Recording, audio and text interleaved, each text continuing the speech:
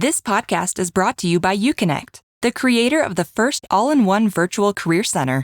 Scale your impact and engage more students with a platform that puts all of your career resources in one place.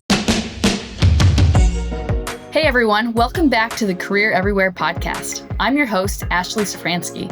And for this episode, I want to share a recent conversation I had with Nancy Bilmes, the director of the Center for Career Development at the University of Connecticut.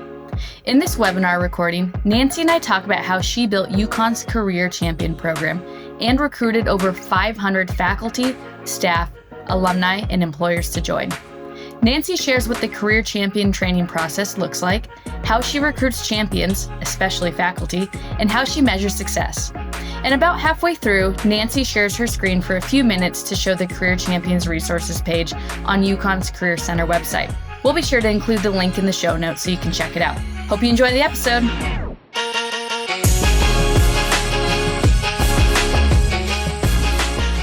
Do you want me to talk about kind of UConn? I think that'd be great. Maybe just share a little bit about the UConn Career Center, the makeup of the team, kind of the model that UConn takes when it comes to career. Yeah. So we have 26 staff members in our Career Center, full-time professional staff. We also have several GAs and a lot of student workers, like many of you do. We are 5 campuses, UConn stores, and 4 regional campuses, and we work and oversee all of the campuses. So we're centralized in that way. We're also centralized in the sense that we work with all the schools and colleges, except for the School of Business, Law, and Medicine. So the School of Business has its own undergrad and graduate career center, and then Law and Business, I think like Law and Medicine, like many schools, do their own thing around career. So so we're mostly centralized. We do have a liaison model where we have one liaison to each school and college, except for our College of Liberal Arts and Sciences, and we have 2. Okay. Still not enough, but it is our biggest school and college with over or close to 12,000 students. Wow. Okay. Yeah. No, that's super helpful background. I think let's just get into the Career Champions program. There was, we had this conversation with you back in June at NACE. We have been partners with UConn for a long time and friends of your team, but maybe you could just give an overview of, the Career Champions program at UConn and what that entails. And I think that'd be a good place to start. Sure. I'll provide some background and context. It's funny because UConnect back in 2018, I think we had you all launched your Career Everywhere initiative at UConn with a conference with a lot of regional career centers. So that was super fun. And we kind of built off of that and looking at career across campus and knowing, I've been in the field for a very long time and knowing that many years ago, things were much more siloed and, we were career and others on campus shouldn't be doing career because we're the experts. Well, things have shifted and faculty and staff always talking to students about career. Students are asking advice about career. What do you want to do when you graduate? That's just a natural question that, everybody asks students. So we really looked at thinking about how can we help all of our students be successful and decided to lean into a Career Everywhere movement. And the Career Champion program really supports Career Everywhere. Career is happening everywhere and all the time, really, 24/7 with our website and other websites as well. So we did some benchmarking with other universities who'd already started their Career Champion programs. And we also did a lot of focus groups on campus with faculty and staff, interviews with faculty and staff to really learn and understand what are the barriers, what would be the barriers to a Career Champion program. And from there in 2019, we launched our Career Everywhere and Career Champion program. And we did that with a brunch on campus with a speaker from Gallup. And it was super exciting. We had about 150 staff and faculty members there. And that's where we initially launched the Career Champion program. We followed up with all of those people and invited them to become career champions. And I don't remember the exact number that we got initially, but it was was 60 to 70. So it was a good 50% of those folks who joined the program.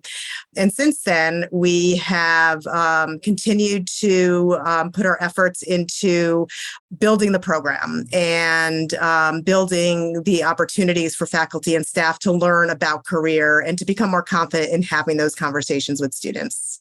Yeah, I would say getting 50 to 60 champions from brunch is good ROI on a brunch. Yeah, we were excited. It seemed to really resonate with the folks who were there. I think that you make a really interesting point about this realization maybe that you all had probably well before, you launched the program in 2019, but this idea that we are just one center, we're just one team, and career conversations are absolutely happening all over campus, as they should be, right? I think we can all agree career should be happening everywhere. Can you talk more about, was there a moment, or kind of how did your team think about that shift? And I think that's something that, a lot of the partners that we work with now are really starting to embrace that shift from career services being the providers of career resources to the facilitators. Right. And that's a great word, facilitators. Mm-hmm. I think it was a tough transition for many people, including myself, because you're kind of letting go of some control, but at the same token, we're not teaching these people to be career consultants or career advisors. So I think that was kind of a mantra that we, kind of shared over and over. And we had conversations, with staff, all of our staff participating around what does this look like? You're not going to lose your job. Our jobs might just be shifting a little bit. And in a space where we're trying to provide expertise and information, most current information to our constituents and our career champions, so they can take that information and be sharing it with their students. And some of that information is information on our resources in our center and about how to refer to us. I think that you need to try to shift thinking a little bit and shift the picture because, we still work with students, we still are consulting and working with students one-on-one, and that's never going to go away. But now we're shifting some of our resources to working more directly with faculty and staff. And as a matter of fact, we have a program designer starting in just 2 weeks who is really going to be focusing on working with faculty in developing curriculum and incorporating career into the classroom. And this person has a curriculum and design background. So that's an example of how we're shifting resources, but we're still, doing the work that we've been doing for many, many years. Right. That hasn't shifted. I think that's what an evolution to, for career services to be hiring kind of curriculum designers. And I want to get more into that. But before I pivot, you had mentioned in some of the early work that you held focus groups and you met with faculty and staff to identify, what those potential barriers would be. We did have a question come in. Can you share a bit more about, what was identified as those potential barriers for faculty and staff? Sure. It probably wouldn't be hard for most people to guess what the biggest barrier is, or was and still is, would be time. Faculty, especially at a Research One university like UConn, faculty are invested in teaching. Some are advising and doing research. So, there's a lot on their plate. And the work they do for us doesn't count toward their PTR and tenure or, anything like that. So there's definitely challenges around that. And because we heard that time and again from folks that we talked to, our center decided to create a program that is flexible. And we don't have a presentation or a series of workshops that our career champions need to participate in before becoming career champions. And we decided that because they're having these conversations anyway. So regardless of whether they become an official career champion, they're still informal career champions. Mm-hmm. So we decided that it was more important to work with folks around where they were at, provide the information in different ways that they could still get it and use it at their own leisure. So for example, we hold several training sessions every semester on different topics on DEI and career, using Handshake, using Focus 2 and whatnot. And some of those are done by our staff and some of those we recruit career champions to lead as well. But we record them all And we also have a newsletter. So if folks can't come to those live sessions or can't watch the recordings right away, they can do that when they have a little bit more time, or they can read about, what we're doing in the newsletter. So we feel that it's important just for them to know about us and to know what we do and to be able to refer to us and be able to understand at a baseline level what they could share with students than needing to go through presentations and workshops to become a career champion. Yeah, I think that's half the battle is just awareness, right? And I think, in many ways it's similar to working with students. It's, how can we, make it known that we're here to help and we have resources. So building the awareness, and sounds like you all are also taking, kind of a multi-modality approach to, just, hey, let's put the content out there and let them, digest it in a way that works best for them and their schedules. Yeah, absolutely. I did have a good follow-up question to that. So getting started, right? So you had the brunch and, I think with anything, it's, getting started is kind of that first hurdle to get over. So you had the initial focus groups, you identified that it was, the problem and the solution, the focus groups, the brunch. How did you kind of keep that momentum going after the first, you recruited your first, what'd you say, 50 to 60 initially? What was kind of the next phase after that? Sure.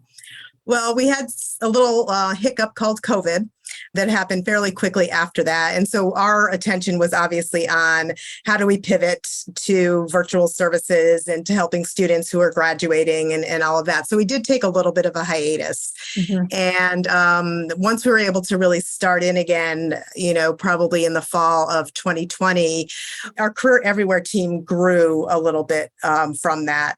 So we had folks who were lending, where we were, taking a little bit of time from maybe another task that we were able to have a graduate assistant work on and have them be part of the Career Everywhere team. Mm-hmm. And so we started to build that team, and we had different folks who were responsible for different recruitment population. So for example, I was overseeing the recruitment of faculty. There was someone who was overseeing staff, someone from our CPR team who was overseeing our corporate partners, and then another one of our staff members who is working with alumni.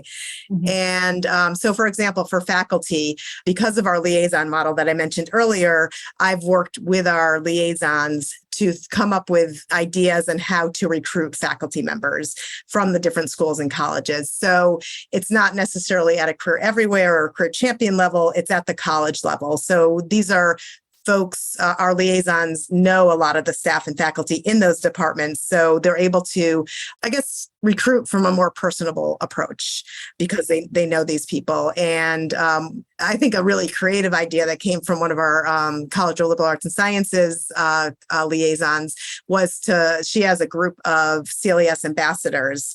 And so those students wrote emails to all the faculty in CLES, inviting them to be part of the Career Champion program. And we got about 30 to 35 responses, and then just, interesting responses from faculty about tell me more about the Career Center and things like that. So that was a super creative initiative. Yeah, that's a big win. Do you offer labor market data to your students and other on-campus stakeholders? Having access to top hiring companies, skill and education requirements, salaries, and more can be a critical tool in career exploration and advancement. That's why UConnect is offering a free trial of our Labor Market Insights module, powered with data from our partners at Lightcast, a leading labor market data company. To learn more, visit gouconnect.com/LMI. That's L as in labor, M as in market, and I as in insights. Start your free trial today. There was a question in the chat, and I think this is, on the topic of faculty in particular, which always seem to be elusive. Everyone on campus is kind of vying for faculty's attention and time. Is your career center, is the UConn Career Center, a part of student affairs or another division? Because I do think, to the point of the question, optimizing engagement with faculty can sometimes be dependent upon kind of where the career center is situated. Right. We are situated in the provost office, but I would say that what we're doing is still a grassroots effort. We have support from the provost and the vice provost, but we are going out and doing this more independently. The leadership is not necessarily, aside from supporting the program, we haven't gotten to a point yet where they're saying, oh, everyone should be a career champion and talking to the deans and department heads about it. So it's still from the bottom up, and we're infiltrating that way, with support, like I said, of folks in the leadership areas. Okay. Yeah, I think that's really helpful. The questions in the chat are unsurprisingly blowing up. So I do see all of these, and we're going to kind of continue to try and chip away. Nancy, if someone were to just say, hey, what does it mean to be a career champion? How would you kind of give an overview of that to a faculty or staff member pretty succinctly? Sure. So what I would say to somebody who asks what it means to be a career champion, I would say that it's a formal way to help support students in their career and a way to help career become a place of equity. Career Everywhere in the Career Champion program, I would say, is a career equalizer for marginalized and first-gen students. It helps with access to career information. So, for example, if a student doesn't really think about career or hasn't talked about career in high school or with a parent because of their background, and they hear about it in their class, and then they hear about it maybe in a club they belong to, it's now going to start churning. And hopefully, they'll continue those conversations either with a career champion or somebody else that they trust, or maybe they'll even come to the career center. So I guess that wasn't super succinct, but it's really leaning into what we do at the career center and help career be accessed by all of our students to promote success for all students. You mentioned earlier that UConnect co-hosted in a Career Everywhere event on the UConn campus. And so it's a topic, really important to us as well. And we like to think of it as making career services accessible to anyone, anywhere, anytime, 24/7, 365. And I think your Champions program and your website certainly do a nice job of addressing that. There's a lot that we can talk about, I think, with faculty, and it shows in the chat and in the questions that I'm getting about engaging faculty. But I do want to quickly touch on, I think, the fact, you engage corporate partners or employers within your program. Can you speak a little bit to at what point did you decide that you should include employers in the program and kind of what that looks like related to the program? Sure. So we probably decided that maybe in early 2020, a little bit before the pandemic set in. And one of our kind of why we thought about that was we were thinking about who do students talk to about career. And sure, it's faculty and staff on campus, but it's also employers and our alumni, because we have a mentor network. And right now we have Firsthand as our platform. So students are, reaching out to alumni, or they're networking with alumni through their own process and their own networks. So employers are recruiting students. So they're talking to students on a regular basis. So as we were thinking about this, we came to the conclusion that if we brought employers and alumni in, we can share the information with them, but then they can also talk to faculty and staff. Mm-hmm. And it's been a great reception from our faculty to have our employers and our alumni in that space. And just a few weeks ago, we had our first annual Career Everywhere conference. And we had folks represented in all of our different areas of our Career Champion program. And they were just so super happy to be able to connect and network with each other. And it resulted in some employers going into some faculty classes that might not have been facilitated other ways. And, the employers and alumni really appreciate just being kept up to date on what the university is doing and what's current in the career space so they can help students better. Oh, I love that. And I want to come back to the Career Everywhere conference because it sounded great. And I think that's going to be a hot topic. I do want to ask you, how are you all managing this? So you talked about early, like you kind of divvied up responsibilities among a group, amongst a group on your team, and maybe now it's more focused. But as you engage faculty, staff, like employers, alumni, there's so much information. And it's always changing, which, it keeps everyone on their toes. How are you managing it now, and how are you making sure that you have up-to-date resources and information and whatnot for the partners in your program? Sure. Our committee has grown a little bit, and one of the reasons it has grown is so everyone on the committee can have specific roles because they have other jobs that they're doing. So the committee's grown, but the roles of all of us who are on the committee have shrunk a little bit. So, for example, we have our marketing staff person as part of the committee because we have a listserv, and there's obviously a lot of marketing and sharing of information that goes out, as well as recruitment materials that he helps us develop.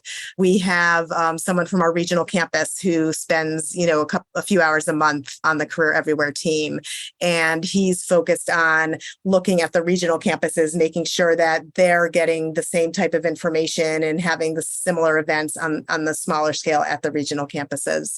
We have one of our staff members who works in programming, and we do programming for our Career Everywhere, our Career Champions. So he's stepped in to help us with that piece of it. So everybody has like a little part to make the Career Champion program run efficiently. And then my senior associate director and myself really head up and kind of organize the Career Everywhere. My senior associate director does, organizes that as part of her job responsibilities. So she definitely has more of a commitment than most of the other committee members. Mm-hmm. And I think your second part of your question was, how do we share resources and information? So we have a listserv. So we send out a newsletter once a month, and we have probably 2 presentations or training sessions that are held each month. However, I think our biggest resource that we have and most accessible resource for Career Champions, and I'm going to share my screen for a second, is our Career Champion resource page. And this might look familiar to all of you UConnect users. We use this also for our affinity and career communities, and it works perfectly. It's great for our career resource page as well. So we have information, very accessible here if they just want to go to see our resources or what trainings are happening. We also write blogs and articles for our Career Champions. So we have a little bit of information here on the page and how they can use it. If they're not a Career Champion already, they can click here. The enrollment form takes about 2 minutes. It's very quick. And then we have resources for Career Champions, things that they can do if they want to write a blog or request a presentation, join the Husky Mentor Network that we have. And then we have 5 career modules right now that faculty and instructors can use in their courses. So they can come here and review what those modules are made up of and also request access to those modules. This is where they can view all of our recordings of our past trainings, as well as the events for the upcoming couple of weeks. So here we have a welcome session for those new Career Champions, a student employee evaluation cycle session for Career Champions who are supervisors, and then the intersections of identity and career to talk about identity and access to career. And then our resources that you're all familiar with. These are our blogs that are either written by a Career Champion or we have spotlights. So every month we spotlight a new Career Champion. And then we have our career communities down here. So this has been a super helpful resource that we use to share everything that we're doing and a place for these Career Champions to go to find out more information. And do you find, obviously it's like, I'm in marketing, you always want to get people to your website and hope that then they poke around, right? They stay a while. Do you find, or do you have any sense for, you're pointing people to this page, but really they're able to get so much out of the different, resources that you have on your site?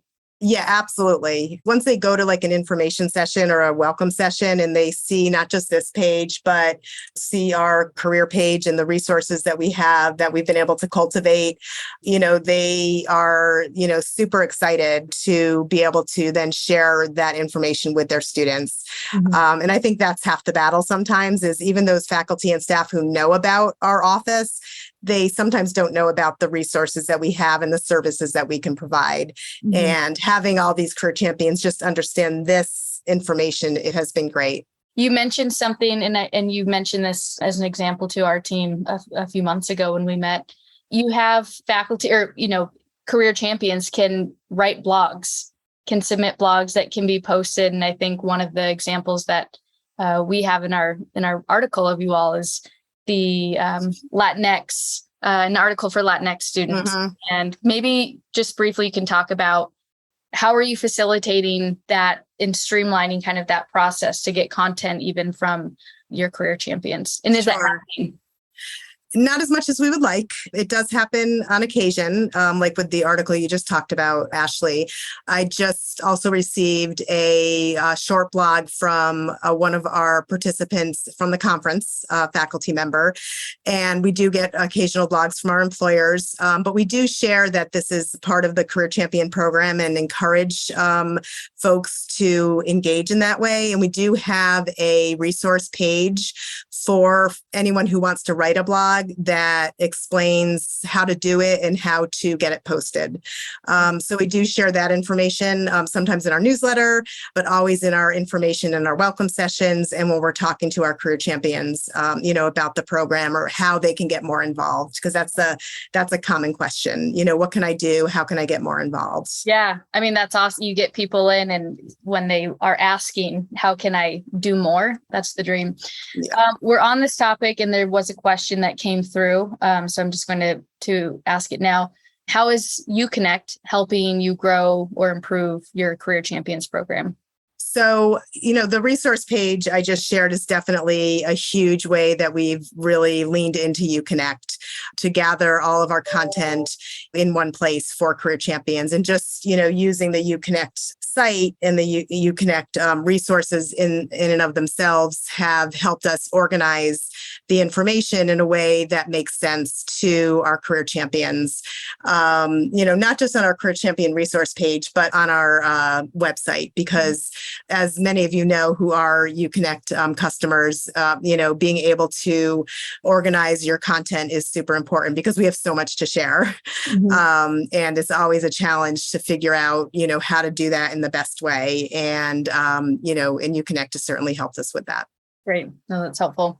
What changes or outcomes have you in the last 3 years, have you maybe noticed as a result of the Career Champions program? Whether it's anecdotal or any data that you've seen? Yep. So some of the data that we've seen, we did a survey last year, and we're in the process of actually sending out a survey soon, just asking the career champions, are you more comfortable and confident in talking about career? And about 90% of them said that they were.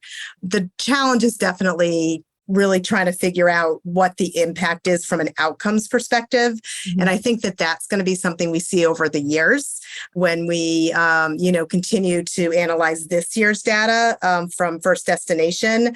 And, I think that, as we see maybe the needle increasing our positive outcomes, which is 90%. So it's great as it is, but any, more is obviously wonderful. Will we be able to attribute it directly to the career champions?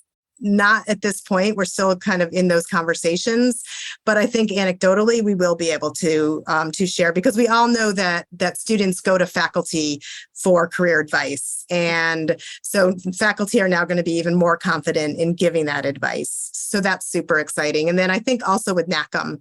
NACM is the National Alumni Career Mobility Survey that UConn has participated in for the last 3 years, and they survey students out at 5 and 10 years. So that would be even more longitudinal, but it'll be interesting to see how many more students feel more confident about the career advice and the career plans that they had in college than maybe they did 5 or 10 years ago. But again, we probably won't be able to see that for 5 to 7 years. But super excited about that.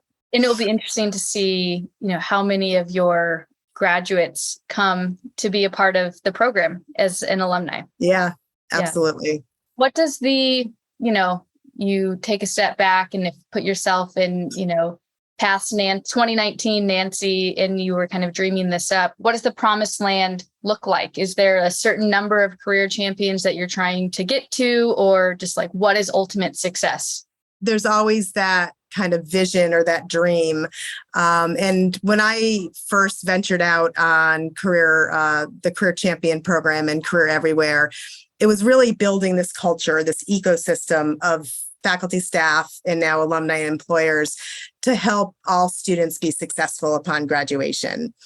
And, I'm not naive enough to think that we're ever going to have all faculty and all staff as part of this program, but to get to the point where we have a majority and where faculty and staff and alumni and employers are talking to each other about the value of being a career champion and doing that organically and having, folks come together and share, like, I added this to my syllabi on the career competencies, or I did this activity with my group of student leaders, and having students understand the value of career readiness, and not just from the Career Center, but from others that they will meet across campus.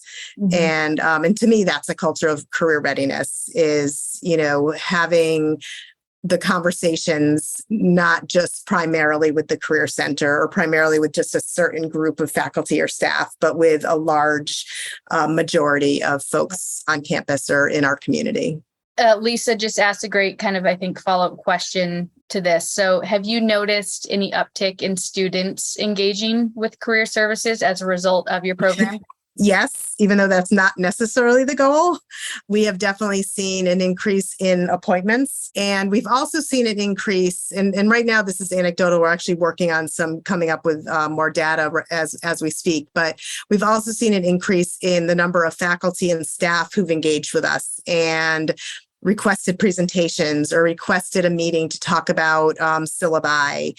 So there's definitely, and again, there's a little bit of that shift. Although, we are seeing more students engage, we're also seeing more faculty and staff who are also engaging because they want to be prepared to talk about career in their classroom. Another kind of anecdotal outcome is we have a faculty subcommittee and an advisory board, a Career Champion advisory board, and the faculty subcommittee is in its second year, and we have 16 to 17 faculty members. And I would say 80% are staying for a second year, and they meet monthly. And last year, their two outcomes were they provided us or helped us develop syllabi language, that if at the very least a faculty member wasn't ready or just didn't feel that they were in that space to add career content to their class, they could add it to their syllabi. And then also they created a Blackboard site, or we created a Blackboard site with their help that houses our resources. So they shared syllabi with us. They shared projects with us. We have our syllabi language on there. So they can hop on there if they're ready to just kind of dabble in finding different ways to incorporate career into their curriculum. Have you seen any faculty actually using some of that syllabi language in this year's curriculum? Well, I believe I had a faculty member, at least one or two, reach out to me about it and, said they were going to be incorporating it onto their syllabi. It'll be a great question for our faculty subcommittee, when we have our first meeting later in this month to see, who's engaged in that. Yeah. But as we continue to meet with faculty and talk about the career space, those will be conversations that we continue to have for sure. I want to talk about the Career Everywhere conference that you all hosted last month. Can you share what it was and who was invited and what it entailed and just kind of generally how it went? Yeah, for sure.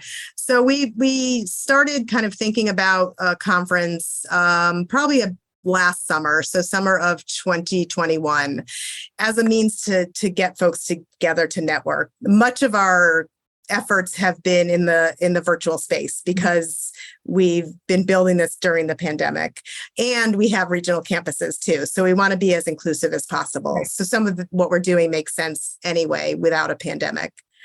But we really wanted to think about how can we get folks together to meet each other, to network in person now that COVID's waned a little bit. So we thought about having a conference, and, we talked to our faculty subcommittee as well as our advisory board. Well, what would be the best time of year to have a conference? And of course, we got September, we got May, we got January. So I can imagine it's similar on your campuses as well. Timing is very challenging, but we decided to kind of do a kickoff to the semester and some of the feedback we got from faculty was that's a good time of year because it's before classes get super involved. And Fridays tend to be good for some folks, for some faculty who don't teach on Fridays. So we worked as a small committee in our office and would occasionally reach out to some of our active advisory board and faculty members to, based on some of our ideas, and decided that we were going to host a conference where most of the sessions were led by career champions. And so the conference was, we put out a call for proposals, and, we got about 7 or 8 proposals, and that was about the number of sessions that we were planning to have. So all of the breakout sessions were run by our career champions who are doing this work in one respect or another. And our keynotes were our staff. We did a NACM keynote on the data that we've gotten over the past 3 years on NACM, as well as we created a career and identity survey about a year and a half ago. And we also wanted to share the results of our career and identity survey. So those were the 2 keynote addresses. So we had about, 120 sign up for the conference. I think we were able to accommodate 150, or maybe it was 120. I don't remember. But we had about 75 folks come. We had employers, we had faculty, we had staff members, and we had a smattering of alumni. And so, the feedback we got was that it was successful and that they would love to, see it happen again. And, that the breakout sessions were really engaging, and it was just great to be able to network and talk to each other and meet others in person. Can you give an example of like what a topic of one of the, a few of the breakout sessions were? One of them was around working with students with neurodiversity, with neurodiversity, autism, ADHD. Another was from an employer, and they were really focusing on, kind of opportunities and, preparing students and, that type of thing. We had a session on career myths, like challenging career myths. Yeah. So those are a few that I remember off the top of my head. Okay, we have 16 minutes left, and I want to make sure we can get to some of the questions that I didn't get to in the chat and within the Q&A. And as I do that, I do have another poll question that I'm going to pop up. But as Nancy showed, we at UConnect were so lucky that we get the opportunity to help kind of facilitate their career champions program and kind of their website platform. So I'm going to pop up a poll. If you are interested in learning more about how UConnect can help facilitate a similar program at your institution, or just generally want to learn more, feel free to let us know in the poll and we'll follow up accordingly. And I'll leave that up for a second. And maybe while that's up, let's see. Nancy, this is going to be like rapid fire. So I might be all over the place here. Sure. Hopefully you're ready. You mentioned newsletters to the career champions earlier. Can you share kind of generally what's incorporated in those? Sure. Actually, we're just going to be sending one out this afternoon or tomorrow. So it's timely. So for depending on the time of year, we'll dictate some of our content. But we have information in this newsletter actually about this webinar and about the Career Champion program being recognized nationally, about our career fairs that we had over the last couple of weeks. We have our Career Champion Spotlight in there, information about, the Career Champion program. And then we have like upcoming events for students. So, they can refer students to some of the things that are coming up.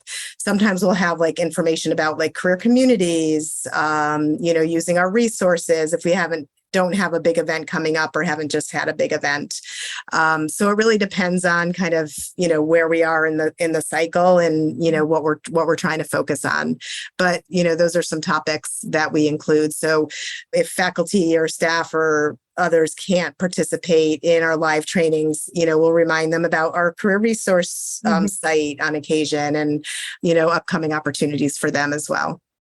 Kind of just a quick follow-up on that, kind of tactical. How are you like, is the newsletter just an email that, plain text email that you're sending via a listserv, or are you sending it out another way? Yeah, we use Constant Contact, and we're sending it. We've created a list. We've created a couple listservs. Jim Lowe, who's the AVP, has a listserv, and I have a listserv that includes like all the career champions and our liaisons, and folks like that. So we've created a couple different avenues to share that newsletter with. Okay, great. Thanks for answering. Question: there's kind of a few questions about kind of students' involvement in the development of the program. So I'm going to try and bundle them together. Did you include students in any of your kind of early research or focus group efforts? And also, can students be a part of the Career Champions program? Yep, good questions. We didn't at the beginning, but we have talked to our students about, through our CLAS initiative and, and some of our other more student workers, but we've been talking about having more focus groups with students to help continue to shape the program. And as far as students becoming career champions, funny that you asked that. A couple things that are on our horizon is developing, and this would be separate from our faculty, staff, employer, alumni, but developing a parent champion program, as well as a peer career champion program. So those are kind of two of our, and as we've been doing some strategic planning and whatnot, those are two of our, a little bit farther out initiatives that we're gonna be looking at over the next several months. Yeah. So not yet, but that is exciting. I think we webinar 2.0. When we Well, the interesting thing, when we looked at our NACM data, most students, when asked who they went to for advice, they went to other students, even more than family.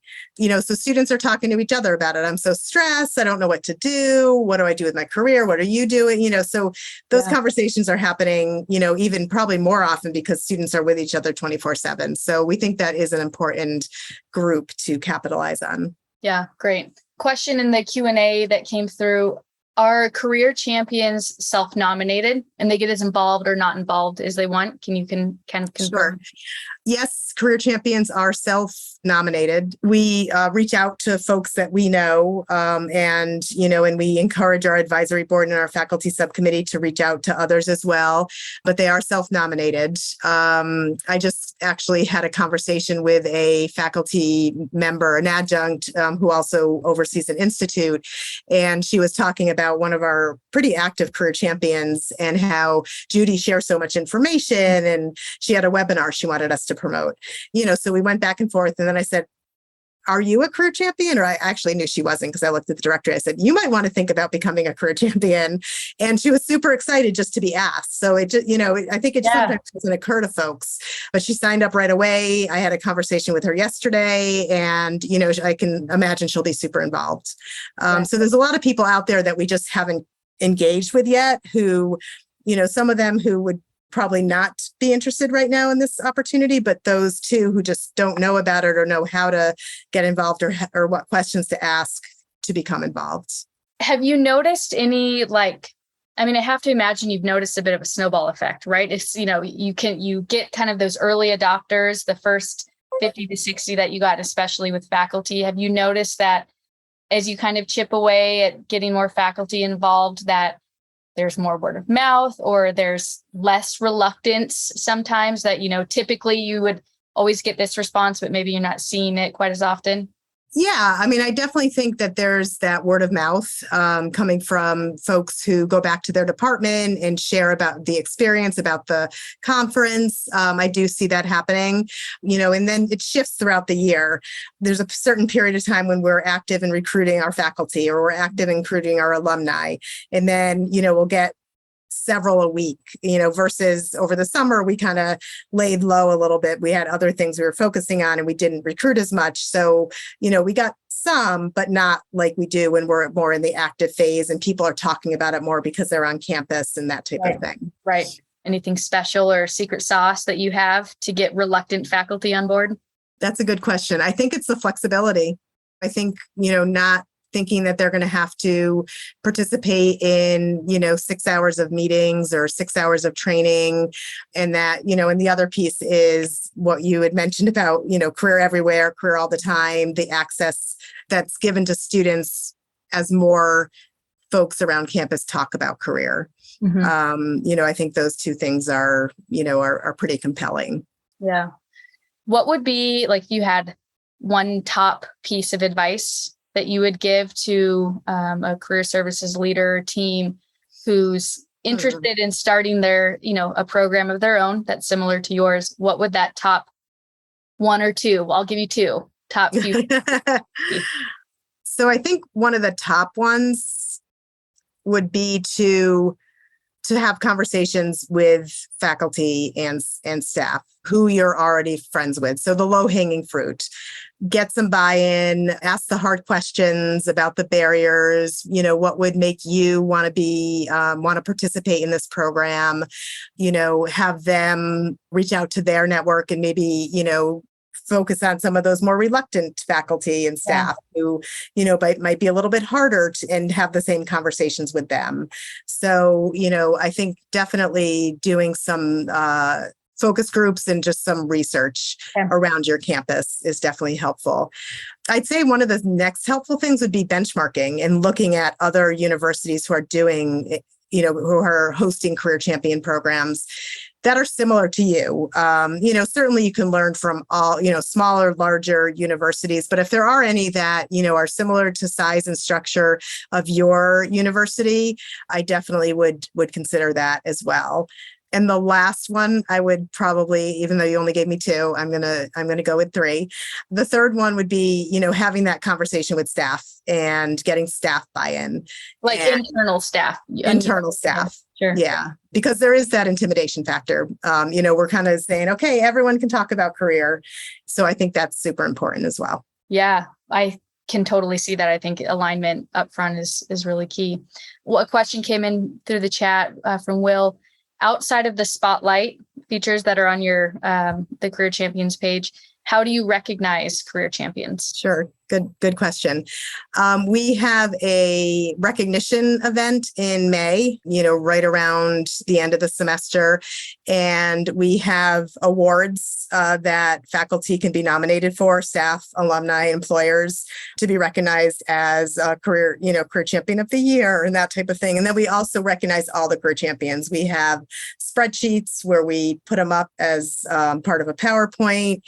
And those who are even more active on the advisory board, the faculty subcommittee, or received one of the awards, they get a letter from our AVP to them and to their supervisors, thanking them for what they've put into the program and letting them know how much students are benefiting from their participation.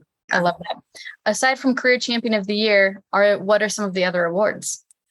Sure. So we have some that don't have to, like, we have Employer of the Year. So students and staff and faculty can nominate an Employer of the Year. So it might be an employer who's come into several different classes and has been really active on campus, as well as like Faculty of the Year for graduate and undergraduate.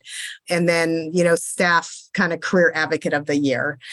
So they're all around being career advocates, and students can nominate, as well as any faculty, staff, alumni, or employer. Great. I love that.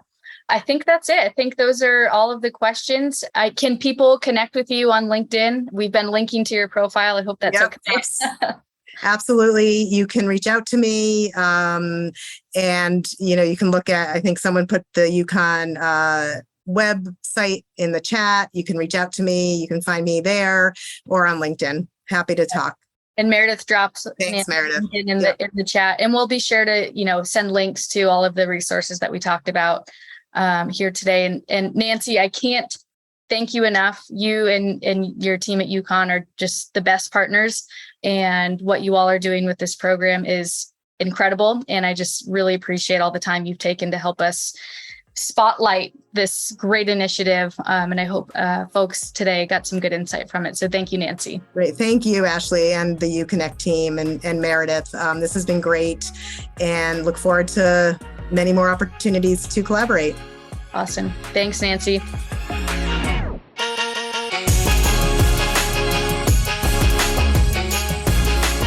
That's all for this episode of Career Everywhere. Thanks so much for listening.